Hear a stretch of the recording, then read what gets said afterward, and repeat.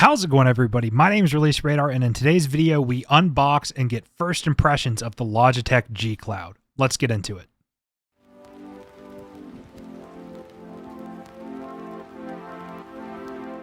Before we get into the rest of the video, I just want to let you guys know that I started a podcast with some friends called Joystick Junkies. Go check us out. It'll be linked down below. And then also subscribe. Really helps with the algorithm. Like the video if you enjoy it, and let's get into the video. All right, so I haven't had hands-on with this device until now. I've heard a lot about it, and just by the way, here at the front of the video, I'm going to let you guys know that I plan on making one of my traditional, I spent 1 week with this device as my primary gaming device. So that's going to be very interesting. I've been a fan of handheld gaming. How does this open? Am I stupid? It's entirely possible. There's no tape in the way, right? Okay. Okay. I'm confused. Oh, there is tape. Okay. I found it out. But I'm going to do one of my traditional, I spent 1 week with this as my only gaming device videos. That will be out the week after this video goes live. Wow. Okay, we just get right into it. It says keep playing here at the top, and there it is. You grab it like that. Okay. It's very, very light. Holy crap.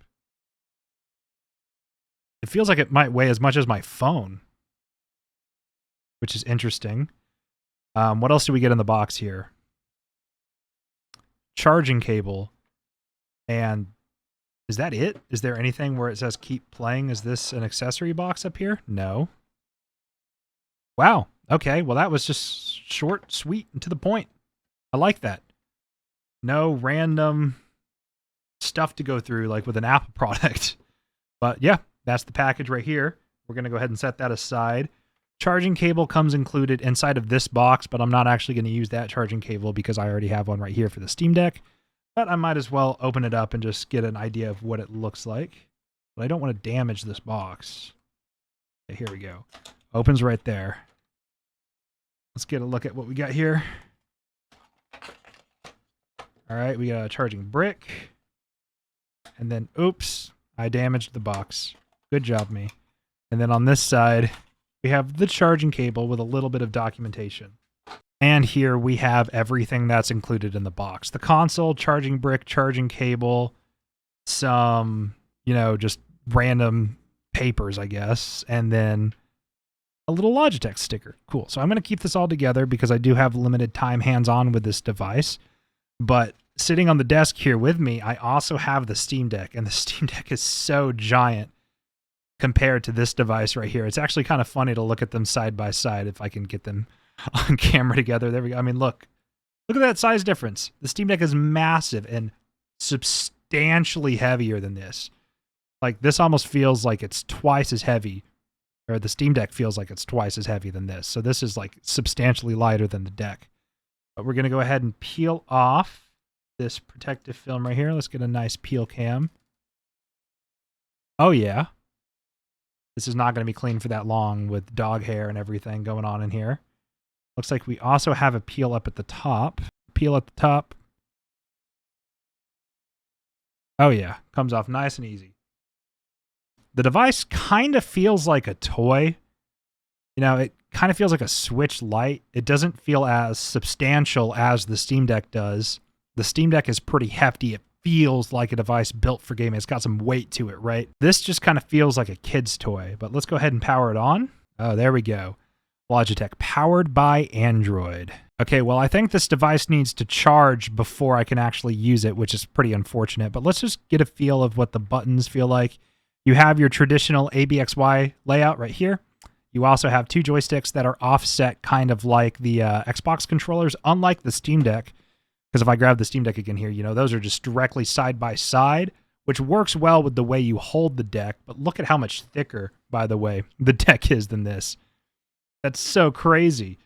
But the triggers feel okay. The shoulders have like no travel to them. I kind of don't like the way the shoulder buttons feel. The D-pad feels pretty mushy. ABXY also feels mushy. The joysticks feel okay. They feel closer to a Switch than they do an actual like Xbox controller. All right, so I've gone ahead and plugged it in because it is pretty dead and it's going to take a little bit of time to charge.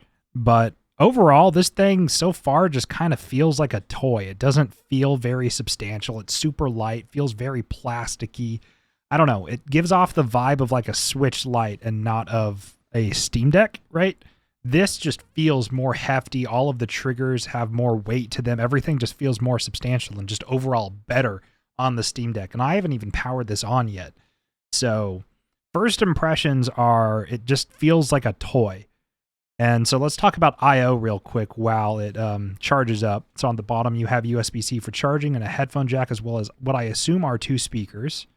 On the front, you have your display and all of the buttons that you need, like a D-pad, ABXY, 2 joysticks that you can click in, a home button, a Logitech button, and then start and select. At the top, you have your triggers and shoulders, as well as your volume rocker, your power slider, which is interesting. And then I guess this is a brightness sensor here at the top. I'm not entirely sure what that is. And then at the back, you have nothing. It is kind of textured, so holding it feels comfortable, but I don't know. It just, there's not as much like grip as I wish there was, right? Because my hands want to rest like that on the Steam Deck, but these are just much thinner.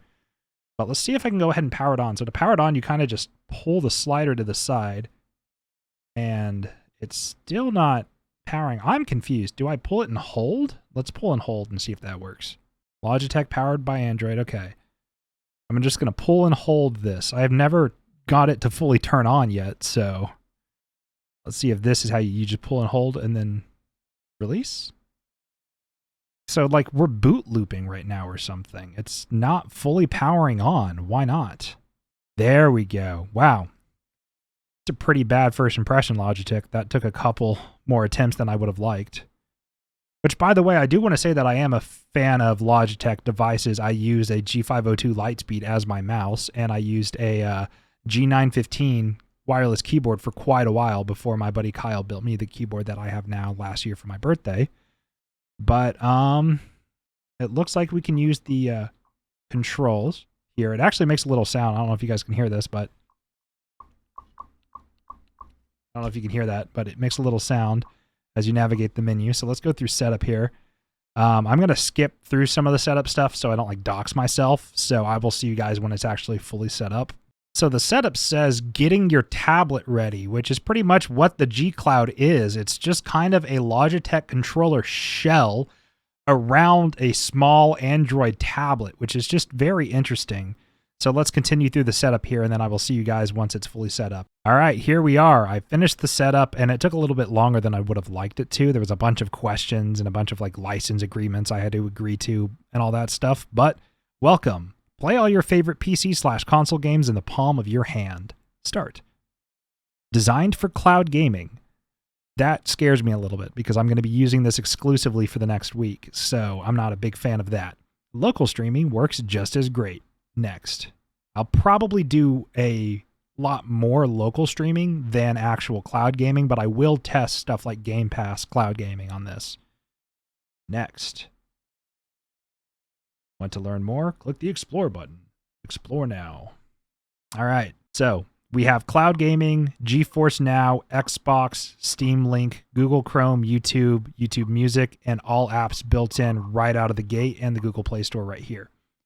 So obviously you could use this as a normal Android tablet and just play Google Play games, but I'm going to focus more on Xbox Gaming Cloud and Xbox Game Pass.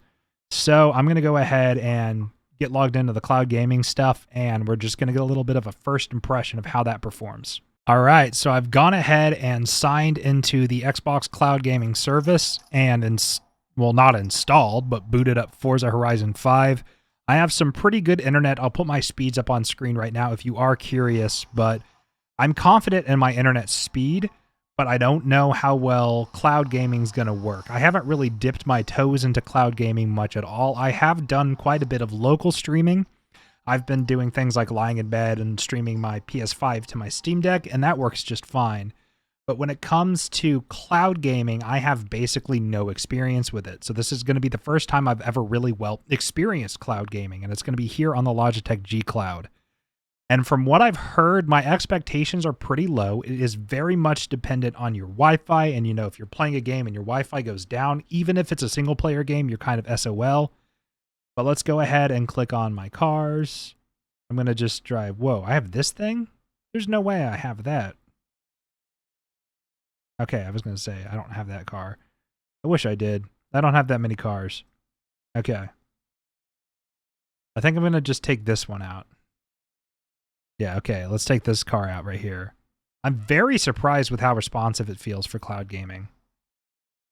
But when it comes to actual input delay, that's where, ooh. Yep, I feel the input delay. Ugh. See, it's not that much input delay, but it's definitely there. So I'm going to like press the trigger. I'm going to stop moving completely. Okay, stop moving completely. No, don't revert. Hey, what's the handbrake button? There we go. And I'm just going to click start. And you saw that took a second to come up, and then I'm going to click B. And it just takes a second. So there is a delay, and the delay doesn't feel that substantial if you're like watching Netflix or whatever, if there is delay. But when you're playing a game, you feel the delay. And I feel the delay. What I want to do is taking a couple milliseconds to maybe at least a second longer than what I would want it to on a locally streamed device. So even though I'm playing Forza Horizon 5 on this thing, and it's running well, I don't know what kind of hardware they run this off of. I'm actually going to really quickly navigate over to graphics settings and see what video settings we're running at here. So that's audio, video, quality. Okay, I guess, does this run off of like an Xbox? I'm not sure how it works with Xbox streaming. But, I mean, it looks good. And, I mean, it's running well, but it doesn't run locally off this device. You have to remember, right? It's being streamed. But like I can feel a delay from when I hit my joystick to make a turn and then the turn actually happens. Like there is a delay that I definitely do feel. Now it's not substantial, but that also could just be because I have decent internet. But it's actually, I will say it's not as bad as I thought it was going to be. I don't think personally I would ever really get into cloud gaming as my primary way of gaming. I really enjoy gaming on PC and I like having my hardware next to me. But for some people who don't have the room or just can't afford a better gaming device, this isn't that bad. But the problem with this comes to pricing, because you could just get an Xbox Series S for about the cost of this. Or you could just get the base level Steam Deck if you really want to get into handheld gaming. So that's where it's just like, is it really worth it to drop $300 on this when the base Steam Deck's like only $300 and then an Xbox Series S is like about only $300, maybe give or take $50? So it's just, you have to think about whether or not this is actually worth it. So I just went ahead and played a little bit more Forza, and I'm just ready to give my initial impressions and just thoughts on the Logitech Gcloud after only having it in my hands for about an hour now. And my thoughts are as follows. The device feels like a toy. It does not feel substantial. It does not feel premium, but it costs $300. Not quite sure I agree with it. As far as I know, the device is pretty much just an Android tablet with a Logitech controller shell just wrapped around it.